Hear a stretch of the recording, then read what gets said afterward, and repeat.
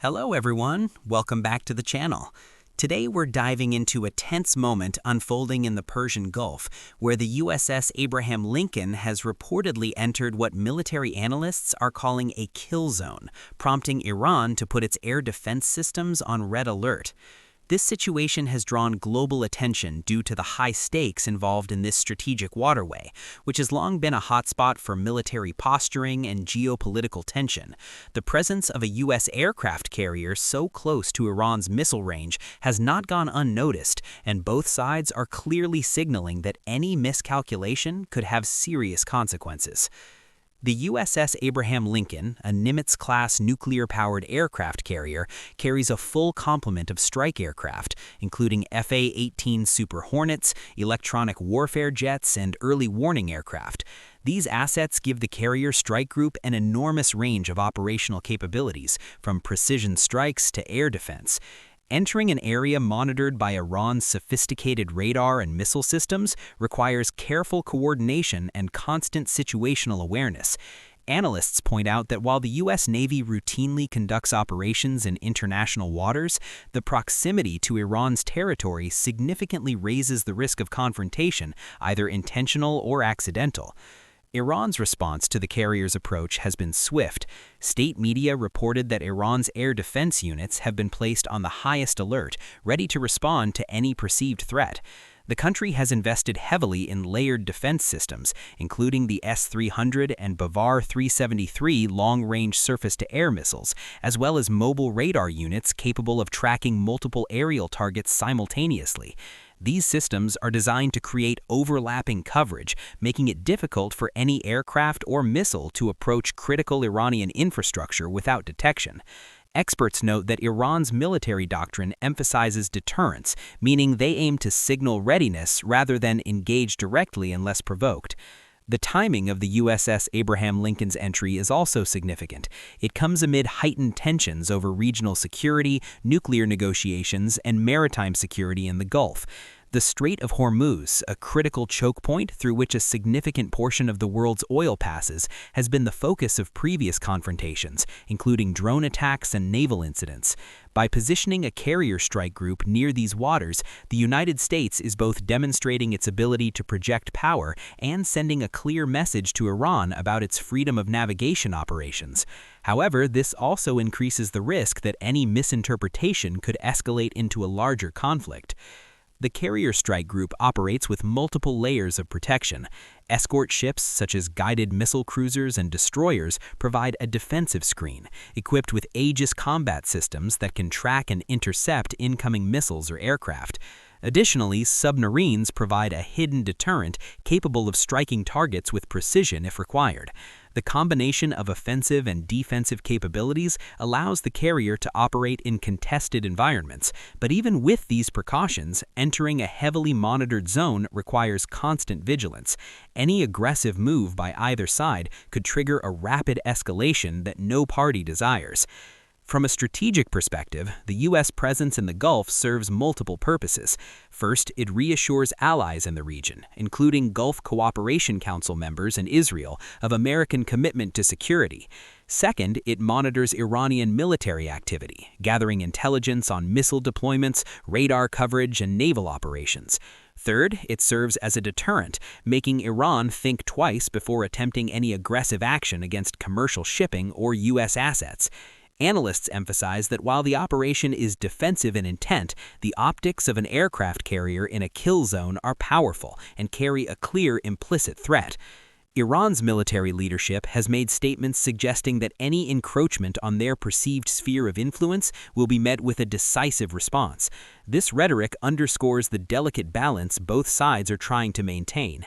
Tehran wants to assert its regional power and project an image of readiness without provoking a direct conflict that could jeopardize its economy and political stability. Meanwhile, Washington seeks to avoid escalation while maintaining credibility with allies and deterrence against Iranian provocations. The tension is a classic example of brinksmanship, where signaling and perception play as much of a role as actual military capability. International reactions have been cautious but observant.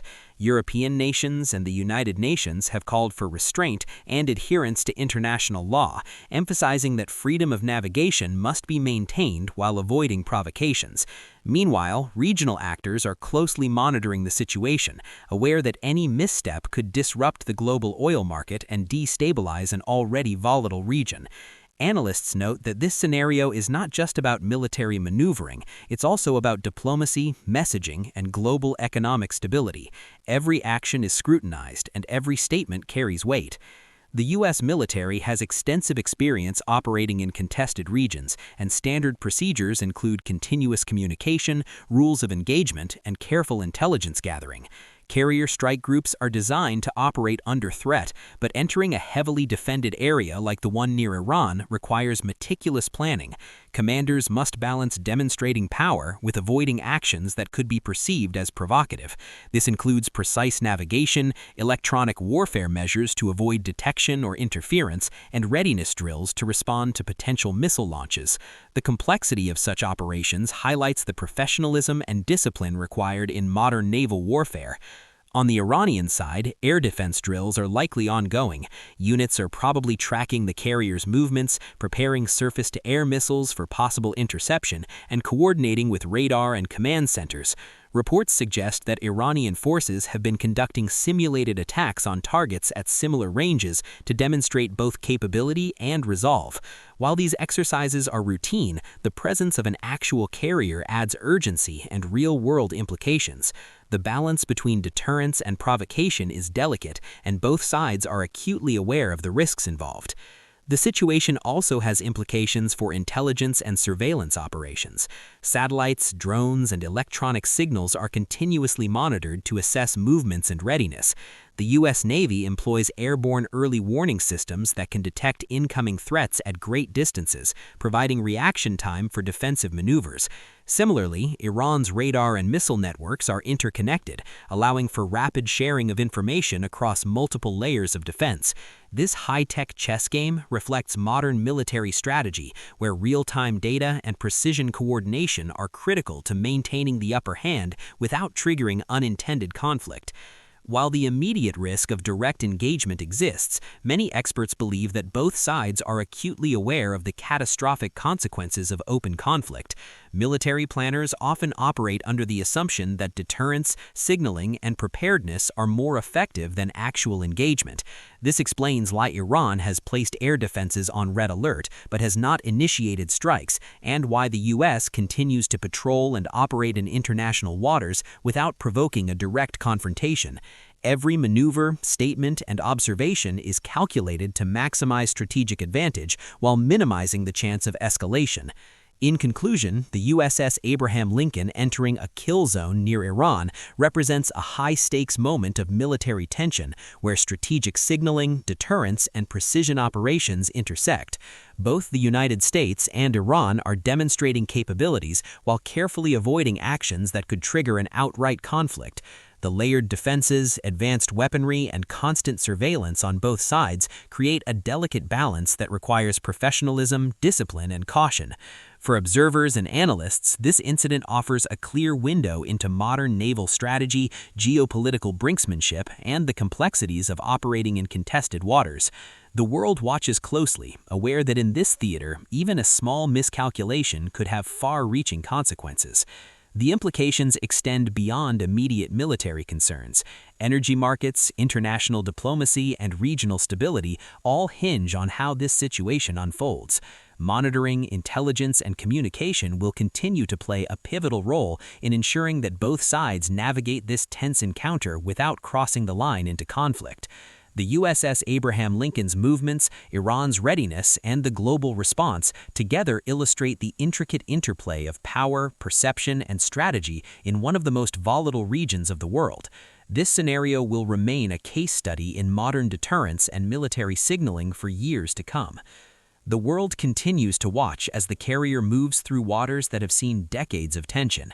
Iran's air defenses remain vigilant, and U.S. forces maintain operational readiness at all times. While the situation is tense, the emphasis on deterrence and signaling suggests that both sides are committed to avoiding a direct confrontation. The USS Abraham Lincoln's presence serves as both a message of strength and a reminder of the fragile balance that governs international relations in regions where stakes are high and every decision matters.